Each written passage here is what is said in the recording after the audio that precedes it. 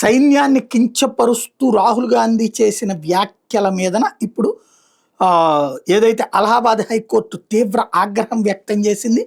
భావ ప్రకటన స్వేచ్ఛ కూడా కొన్ని సహేతుకమైన పరిమితులకు లోబడి ఉంటుందంటూ హైకోర్టు తేల్చి చెప్పింది. భారత సైన్యాన్ని కానీ ఇతర వ్యక్తులు కానీ కించపరుస్తూ ఇష్టానుసారంగా మాట్లాడే స్వేచ్ఛను భావ ప్రకటన స్వేచ్ఛగా పరిగణించలేవని స్పష్టం చేసింది.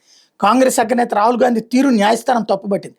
2022లో భారత్ జోడో యాత్ర సమయంలో భారత సైన్యాన్ని కించపరిచేలా రాహుల్ గాంధీ మాట్లాడారని ఆరోపిస్తూ border roads organisation retired director Uday Shankar Srivastava Lucknow కోర్టులో ఫిర్యాదు చేశారు. దాంతో కోర్టు రాహుల్ గాంధీకి సమన్లు జారీ చేసింది. తమ ఎదుట విచారణకు హాజరు కావాలని ఆదేశించింది. ఈ సమన్లు కొట్టేయాలని కోర్టు రాహుల్ అలహాబాద్ హైకోర్టును ఆశ్రయించారు. ఆయన పిటిషన్ మీద హైకోర్టు బుధవారం విచారణ చేపట్టింది.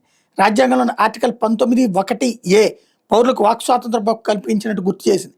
అయినప్పటికీ సైన్యాన్ని వ్యక్తులు కించపరిచేలా మాట్లాడే హక్కులు ఎవరికీ లేవని పేర్కొంది. రాహుల్ గాంధీ పిటిషన్ హైకోర్టు కొట్టేసింది. కింది కోర్టులో విచారణ ఎదుర్కోవాల్సిందని తేల్చి చెప్పింది.